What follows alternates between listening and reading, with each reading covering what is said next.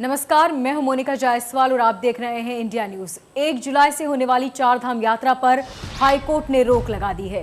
इस पर सरकार के प्रदेश प्रवक्ता सुबोध उनियाल ने कहा कि हाईकोर्ट के लिखित आदेश मिलने के बाद उसका परीक्षण करने के बाद सरकार हाईकोर्ट जाएगी और जरूरत पड़ी तो सुप्रीम कोर्ट भी जाएगी।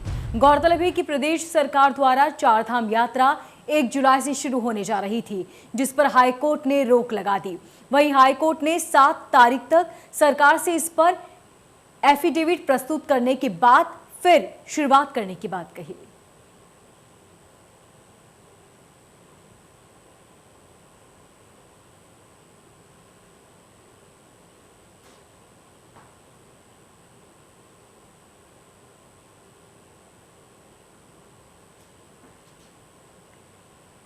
तो चारधाम यात्रा पर हाईकोर्ट ने रोक लगा दी है। आपको बता दें कि 1 जुलाई से ये यात्रा शुरू होने जा रही थी। जजमेंट की कॉपी प्राप्त नहीं की है। जजमेंट की कॉपी प्राप्त होते ही उस पर परीक्षण किया जाएगा। परीक्षण करने के बाद अगर जरूरत पड़ी तो सरकार उच्चतम न्यायालय जाएगी। हमने सब कुछ पूरी तरह परीक्षण करने के बाद और सारी व्यवस्था देखने के बाद चारों धामों में कुल मिलाकर के 750 यात्री ही चारों धामों में कुल मिलाकर के दर्शन कर सकते थे। इस तरह का संख्या भी सीमित की थी और एक एक वरिष्ठ अधिकारी को हर धाम में जो देवस्थानम बोर्ड और जो जिला प्रशासन के साथ बैठ के उनके साथ कोऑर्डिनेशन के साथ यात्रा की तैयारियों की मॉनिटरिंग करने का काम की जिम्मेदारी के साथ भेजने का निर्णय लिया था। ऐसी परिस्थिति में माननीय उच्च न्यायालय द्वारा जो निर्णय दिया गया, जो स्टे किया गया, उसके मैंने आपसे कहा कि उसके निर्णय की कॉपी मिलने के बाद, उसके परीक्षण के बाद ही सरकार इसमें आगे का निर्णय लेगी।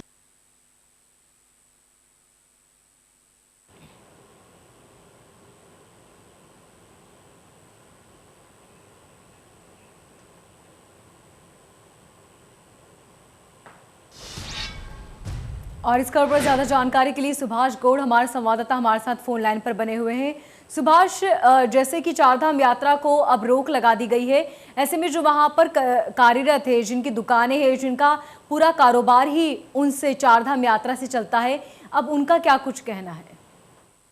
जी बिल्कुल, चारधाम यात्रा को लेकर जरूर सरकार ने कैबिनेट में कहा था कि ये चारधाम यात्रा को 1 जुलाई से खोल दिया जाएगा और खास तौर से शुरुआती दौर में जो चारधाम यात्रा है वो उन्हीं जनपद के लिए खोली जाएगी जिस जनपद में ये धाम है। यानी कि अगर बद्रीनाथ धाम की बात की जाए तो वो चमोली जनपद के लिए वो यात्रा खोली गई थी। वहीं अगर बात की जाए केदारनाथ धाम की तो रुद्रप्रयाग जनपद के लिए ये यात्रा खोली गई थी और इसके साथ ही अगर गंगोत्री यमुनोत्री की बात की जाए तो उत्तरकाशी जनपद के लिए यात्रा खोली गई थी। हालांकि सरकार ने कहा था कि यात्रा को लेकर सुचारू तरीके से चलाई जाएगी यात्रा और कुल मिला के कहा जा सकता है कि सारी कोविड नियमों का पालन करते हुए यात्रा की जाएगी और खास तौर से सारी सुविधाएं वहां उपलब्ध कराई जाएंगी। इसके साथ ही किसी प्रकार की कोई दिक्कत ना आए, इसको लेकर भी सरकार ने कैबिनेट में कहा था कि वो यात्रा को बिल्कुल बेहतर तरीके से शुरुआती दौर में चलाया जाएगा, जिसके बाद 11 जुलाई से उत्तराखंड के वासियों के लिए यात्रा खोली जाएगी। लेकिन अब जिस तरीके से हाईकोर्ट ने इस पर रोक लगाई और हाईकोर्ट का ये कहना था कि पहले सरकार इस पर लिखित में दे के आखिरकार क्या उनकी व्यवस्था है, किस तरीके से उन्होंने चारधाम यात्रा को लेकर व्यवस्था करी है, उसके बाद जाके आगे कोई फैसला लिया जाएगा। लेकिन सरकार की ओर से कहा जा रहा है कि सरकार ने पहले ही सारी प्लानिंग कर ली थी, प्लानिंग के साथ सरकार यात्रा खोल रही थी। अगर जरूरत पड़ेगी तो सरकार सुप्रीम कोर्ट भी जाएगी। हालांकि ये कहा जा सकता है कि यात्रा पे अभी रोक लग गई है, तो जैसे कि आपका सवाल था कि जो लोगों का व्यापार उसी से चलता था, उनका क्या कहना है। अगर कुल मिला के कहा जाए तो यात्रा पूरी तरीके से बंद है। पिछले साल भी यात्रा बेहद अच्छी नहीं चली थी क्योंकि कोविड के चलते यात्रा को रोकना पड़ा था। लेकिन जो लोग हैं वो यात्रा के भरोसे रहते हैं। जो व्यापारी हैं वहाँ के, चाहे होटल व्यापारियों की बात की या छोटे व्यापारियों की बात की जाए, तो वो इंतजार करते हैं कि जो यात्रा है वो शुरू होगी और उनका रोजगार चलेगा। लेकिन इस बार भी यात्रा पूरी तरीके से ठंडे बस्ते पर नजर आ रही है और उन लोगों के चेहरे जरूर मायूस हैं। हालांकि कोरोना के चलते पहले ही वो परेशान चल रहे थे, लेकिन अब जिस तरीके से हाईकोर्ट ने फिर एक बार निर्देश दिया है कि यात्रा को नहीं किया चलाया जाएगा अभी जब तक कि सरकार कोई बेहतर निर्णय कोर्ट के सामने नहीं रखती है, तो कहा जा सकता है कि लोग काफी मायूस नजर आ रहे हैं। उनका पूरा साल बर्बाद हो चुका और इससे पहले पिछले साल भी कोरोना के चलते वो कोई अच्छा मुनाफा नहीं कमा पाए थे। जी तो सुभाष, जैसा कि आम जनता भी अपील कर रही है सरकार से कि इस पर रोक न लगाई जाए, और सुबोध उनियाल ने भी ये चीज़ कही कि यदि ये ज़रूरत पड़ी तो हम फिर सुप्रीम कोर्ट भी जाएंगे। ऐसे में अब सरकार क्या अपना रुख बदल सकती है? जैसे कि मैंने आपको बताया कि सरकार अपना रुख साफ कर चुकी है और सरकार बता चुकी है कि वो आगे किस तरीके का निर्णय लेंगे। जैसे कि जो शासन के प्रवक्ता हैं सुबोध उनियाल, उन्होंने साफ कहा कि सरकार की तैयारियां पूरी थी और यही वजह थी कि वो यात्रा खोल रहे थे। लेकिन यदि कोर्ट ने स्टे लगाया है और उसके बावजूद भी सरकार चाहती है कि यात्रा खुले, लोगों को रोजगार मिले, तो वो सुप्रीम कोर्ट के दरवाजे तक जाएगी और वहां अपील करती हुई सरकार नजर आएगी। जी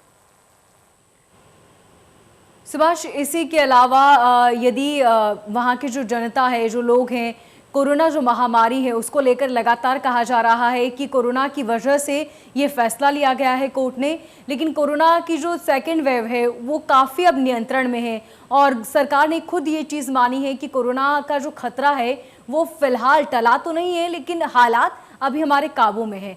उसके बावजूद इस तरह का फैसला, और क्या इस फैसले में आगे बदलाव हो सकता है, क्योंकि कोरोना वैक्सीन लगातार दी जा रही है, और यदि वहां पर भी इस तरह के नियम कानून लाए जाएं कि वैक्सीन के बाद जो यात्री हैं उनको यात्रा करने की सुविधा दी जाए?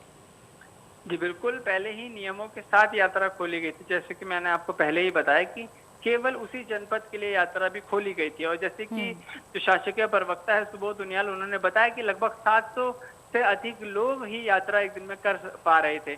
तो कुल मिला के कहा जा सकता है कि पूरी तैयारी सरकार द्वारा की गई थी। लेकिन क्योंकि हाई कोर्ट ने इस पे स्टे लगाया, तो कोर्ट को अब क्योंकि अगली डेट तक कोर्ट ने सरकार से ये कहा है कि वो पत्र लिख कर लाएं कि आखिरकार किस तरीके की व्यवस्थाएं उनकी हैं, क्या उन्होंने वहाँ वैक्सीन टेस्टिंग की व्यवस्था रखी है, क्या उन्होंने स्वास्थ्य व्यवस्था रखी, किस प्रकार की व्यवस्था सरकार की चारधाम यात्रा को है। उसके बाद अगली जो पेशी होगी उसके बाद ही समझ में आएगा कि आखिरकार कोर्ट किस तरीके का निर्णय लेता है। हालांकि देखना होगा कि सरकार अब आगे किस तरीके का फैसला चारधाम यात्रा की रोक पर लगाती है। जी बिल्कुल सुभाष, बने रहे हमारे साथ, लगातार आपसे जानकारी लेते रहेंगे। तो वहीं मई से कोरोना महामारी के चलते बंद कॉर्बेट पार्क आज से पर्यटकों के लिए खोल दिया गया है। पर्यटकों की आमद को देखते हुए कॉर्बेट प्रशासन ने यह फैसला लिया। कॉर्बेट पार्क मई में सैलानियों के लिए बंद कर दिया गया था। इस दौरान कोरोना के बढ़ते मामले को देखते हुए प्रशासन ने कुछ दिन पूर्व 60,000 से अधिक सैलानियों का बुकिंग करीब 1 करोड़ रुपए में लौटा दिए थे, जिसके बाद सीटीआर निर्देशक राहुल ने बताया कि पर्यटक अब ढेला, झिरना, बिजरानी और गर्जिया जोन में भ्रमण कर सकेंगे। पर्यटक पुरानी व्यवस्थाओं के अनुसार ही जंगल सफारी भी कर सकेंगे।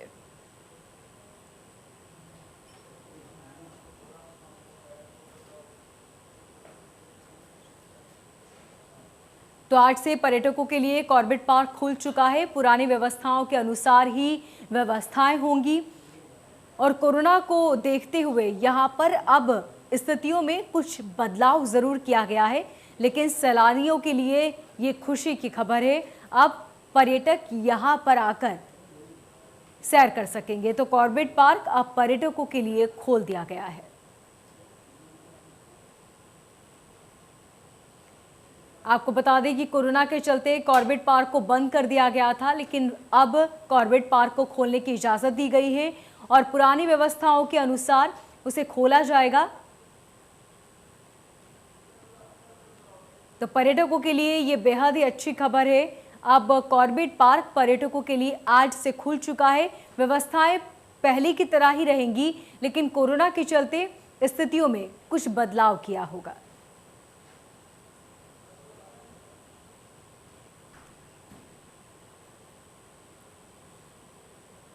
तो पर्यटकों के लिए ये खुशखबरी है। आपको बता दें कि कॉर्बेट पार्क आज से पर्यटकों के लिए खोल दिया गया है, जहां पर व्यवस्थाएं पहले की तरह ही होंगी, यानी कि जो भी झूले और जो अलग अलग जोन बनाए गए हैं कॉर्बेट पार्क में, वहां पर जाकर आप सफ़र का लुत्फ उठा सकते हैं। लेकिन कोरोना के चलते व्यवस्थाओं में कुछ बदलाव किए गए हैं, यानी कि पर्यटक जब एंट्री करेंगे तो एंट्री गेट पर सुरक्षा चाक चौबंद होगी, क्योंकि कोरोना चल रहा है। ऐसे में मास्क ज़रूरी होगा, बिना मास्क के एंट्री नहीं मिलेगी और भी कई सारी चीज़ें होंगी। सुभाष हमारे संवाददाता हमारे साथ इस खबर पर ज़्यादा जानकारी के लिए बने हुए हैं। सुभाष, पर्यटक अब जब एंट्री करेंगे वहाँ पर तो क्या कुछ नई व्यवस्था होंगी? अब ये देखा गया है कि कोरोना काल में जिस तरीके से लगातार प्रदेश को जूझना पड़ा था, और खास तौर से क्योंकि महाकुंभ के बाद उत्तराखंड में जिस तरीके से बहुत तेजी से कोरोना फैला था, तो उसका खामियाजा न केवल शहरी क्षेत्र के लोगों को भुगतना पड़ा था, बल्कि दूर दराज जो पर्वतीय क्षेत्र के हैं उन लोगों को भी इस कोरोना काल में काफी बीमारी से जूझना पड़ा था। तो इसी को देखते हुए अब सारी व्यवस्थाएं, यानी चाहे वो कॉर्बेट की बात की जाए, राजा जी की बात की जाए या अन्य कोई भी पर्यटन स्थल की बात की जाए, तो उसके लिए कोविड नियमों का पालन करना बेहद जरूरी है। और यही है कि विदाउट मास्क कोई भी व्यक्ति अगर आता है तो उसको एंट्री नहीं दी जाएगी। साथ ही सोशल डिस्टेंस को लेकर भी व्यवस्थाएं बनाई जा रही है, चाहे वो जीप के जरिए हो, क्योंकि ये देखा जाता था कि जो पहले कॉर्बेट में जो जाते थे जीप में, उसमें व्यवस्थाएं ऐसी हुआ करती थी, 6 लोग बैठ पाते थे, लेकिन अब व्यवस्थाओं के अनुसार उसमें लोगों को भी सोशल डिस्टेंस का पालन करना पड़ेगा, मास्क लगाना अनिवार्य होगा। साथ ही व्यवस्थित तरीके से कॉर्बेट के अंदर जो भी पर्यटक है उनको भेजा जाएगा और व्यवस्थित तरीके से उनको वापस भी लाया जाएगा। जी सुभाष, इसी के साथ क्या RT-PCR रिपोर्ट नेगेटिव होना या फिर वैक्सीनेशन सर्टिफिकेट होना अनिवार्य होगा? RT-PCR की रिपोर्ट नेगेटिव तो उत्तराखंड में जो भी पर्यटक आता है उसके लिए अनिवार्य है, चाहे वो किसी भी क्षेत्र से आता हो। ये तो सरकार द्वारा पहले ही निर्धारित कर दिया है। जो भी पर्यटन या फिर कोई वैसा व्यक्ति जो लंबे समय से कहीं स्मार्ट सिटी में रहता, चाहे दिल्ली रहता हो, मुंबई रहता हो, हालांकि उत्तराखंड का वासी भी हो, लेकिन उसको RT-PCR की रिपोर्ट नेगेटिव लानी होगी, उसके बाद ही उसको बॉर्डर के अंदर एंट्री मिल पाएगी। यानी कि कुल मिला के कहा जाए, जो भारी पर्यटक हैं उनके लिए RT-PCR की रिपोर्ट लानी अनिवार्य होगी, जिसमें कि वो नेगेटिव हो। साथ ही बड़ी चीज ये है कि सोशल डिस्टेंस का पालन करना पड़ेगा, और एक बड़ी चीज ये है कि बिना पास के वो उत्तराखंड के अंदर प्रवेश नहीं कर सकता है। यानी कि जो भी व्यक्ति उत्तराखंड आ रहा है उसको जो सरकार द्वारा पोर्टल बनाया गया उसमें रजिस्ट्रेशन कराना होगा, पोर्टल के जरिए उन्हें परमिशन मिलेगी, उसके बाद ही वो उत्तराखंड में आ सकता है, घूम सकता है। यानी कि कहा जा सकता है कोविड के जो नियम है वो पूरी तरीके से पालन उन लोगों को करना पड़ेगा, चाहे वो पर्यटक हो या फिर यहाँ के स्थानीय लोग हों जो लंबे समय से बाहर काम करने के लिए गए हुए थे। जी सुभाष, इसी के साथ जो पार्क में अलग अलग जोन बनाए गए हैं, क्या वहां पर सभी पर्यटक जा सकेंगे या फिर कुछ जोन ऐसे हैं जिन्हें फिलहाल बंद कर दिया होगा? जी बिल्कुल, क्योंकि जब पार्क खोले जाते हैं तो वो पार्क को लेकर जो राजा जी की गाइडलाइंस होती है, फिर कॉर्बेट की जो गाइडलाइंस होती हैं, उनके अधिकारी जो नियम बनाते हैं उसी के तहत उन लोगों को, पर्यटकों को भेजा जाता है। अगर बात की जाए तो जो बनाए जाते हैं अलग अलग स्टेशन या अलग अलग रूट, क्योंकि जो कॉर्बेट है उसमें ना केवल कॉर्बेट का पूरा जंगल घुमाया जाता है, उसमें अलग अलग रेंज होती है।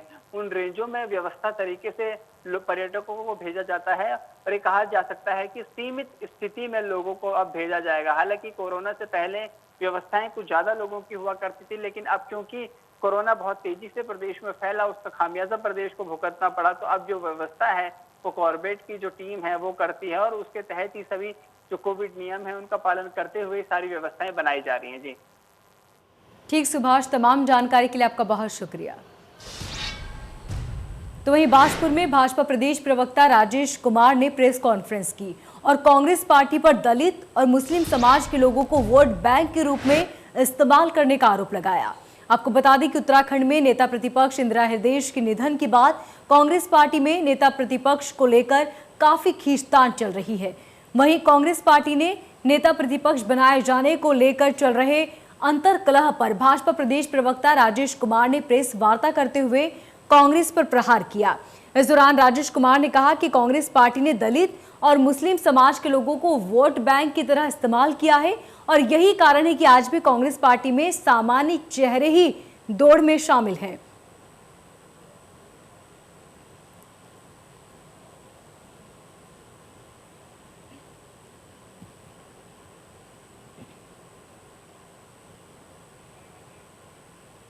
कांग्रेस जो है सिर्फ और सिर्फ दिखावा करती है, दिखावे के अलावा कुछ नहीं है। चुनाव का वक्त आता है तो ये अनुसूचित जाति समाज के लोगों के बीच में भी जाके भ्रम फैलाते हैं और मुस्लिम समाज को भी ये ठगने का काम करते हैं। आज मैं कहना चाहता हूँ नेता प्रतिपक्ष को लेकर के कि स्वयं प्रीतम सिंह जी ही चाहते हैं कि वो नेता प्रतिपक्ष क्यों ना हो, हरीश रावत जी की तरफ से गोविंद सिंह कुंजवाल जी ही चाहते हैं कि वो प्रतिपक्ष नेता क्यों ना हो। मगर मैं आप सबके माध्यम से उनसे प्रश्न करना चाहता हूँ कि क्या खासियत है इस समाज में ही, और क्यों ना हो? क्या अनुसूचित जाति समाज से ऊपर सिर्फ वोट लेने के लिए है? क्या मुस्लिम समाज वोट देने के लिए है? आज इनके पास दोनों ही चेहरे हैं। मैं आप सबके माध्यम से कहना चाहता हूं, और इनमें इतनी इनकी कथनी और करनी में अंतर नहीं है, तो निश्चित तौर पे इन्हें या तो अनुसूचित जाति समाज या मुस्लिम समाज का इनको जो है नेता प्रतिपक्ष बनाना चाहिए, जिससे इनकी कथनी और करनी में अंतर नजर नहीं आएगा, मगर ये ऐसा नहीं कर सकते। हरिद्वार महाकुंभ में कोरोना टेस्टिंग घोटाले को लेकर कांग्रेस ने विरोध जताया है। कांग्रेस प्रदेश अध्यक्ष प्रीतम सिंह के आह्वान पर जिला मुख्यालय पौड़ी में कांग्रेस कार्यकर्ताओं ने सरकार का पुतला दहन कर जमकर नारेबाजी की और साथ ही कांग्रेस कार्यकर्ताओं ने टेस्टिंग के नाम पर हुए घोटाले की उच्च स्तरीय जांच की मांग भी की।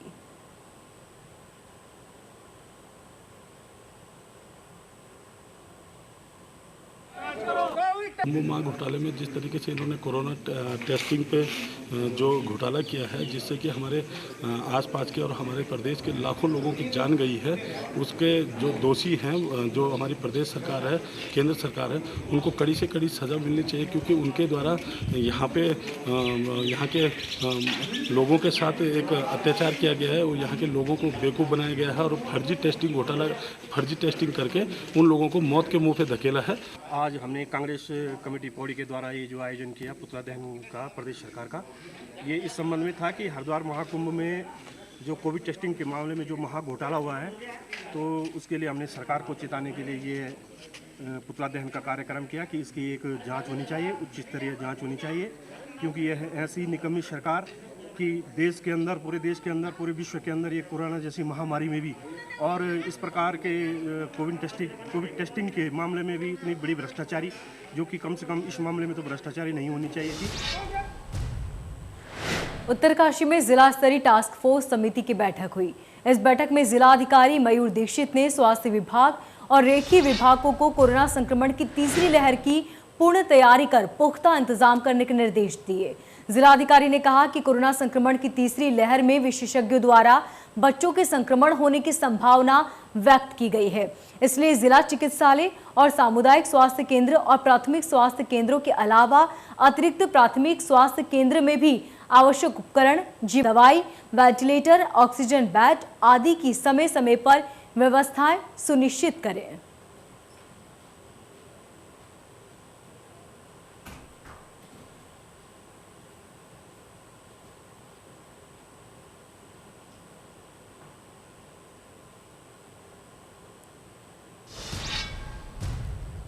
पौड़ी जिले में कोरोना की तीसरी लहर से बच्चों को बचाने के लिए स्वास्थ्य विभाग ने कड़े इंतजाम किए हैं और साथ ही एहतियात बरतते हुए अब 18 साल से कम उम्र के बच्चों का स्वास्थ्य करना शुरू कर दिया है। क्षेत्रों से लेकर शहरी क्षेत्रों में बच्चों का स्वास्थ्य परीक्षण किया जा रहा है, जिससे बच्चों की हर छोटे से छोटी और बड़ी से बड़ी बीमारियों का पता, बीमारी से ग्रस्त बच्चों की सूची बनाकर उनका कोविड-19 वैश्विक महामारी के चलते आज बच्चों के स्वास्थ्य परीक्षण के लिए हम खिरसू ग्राम सभा कमेड़ा में आए हैं, स्थित हैं, पंजीकृत हैं, उन सभी का स्वास्थ्य परीक्षण कर गाँव को कवर किया है, ताकि स्वास्थ्य कार्यक्रम में हर एक ग्राम सभा के विद्यालय और आंगनबाड़ी जो कोरोना के चलते के कारण और यदि बच्चों की किसी तो उनकी पूरा इलाज कराया। राष्ट्रीय पीसी भटवाड़ी से आज हमारी टीम ग्राम सभा मांडव में पहुंची है। 2 सालों से कोविड-19 में स्कूल और आंगनबाड़ियां बंद होने से फिर से हम आंगनबाड़ी कार्यकर्ती और आशा कार्यकर्ती की मदद से गांव-गांव जाके हम बच्चों को बुलाकर सोशल बच्चों का फिर से स्वास्थ्य परीक्षण कर रहे हैं। मैं भटवाड़ी ब्लॉक की स्वास्थ्य विभाग की टीम ग्राम सभा मांडव में आई, जिन्होंने 0 से 18 साल के बच्चों का परीक्षण किया, जिसमें सभी बच्चे स्वस्थ मिले और भविष्य में किसी प्रकार से कोई भी बच्चा अगर बीमारी से ग्रस्त होगा तो सर्वप्रथम हमारी प्राथमिकता ये होगी कि भटवाड़ी ब्लॉक की जो हमारी टीम आई है इनको सूचित करेंगे।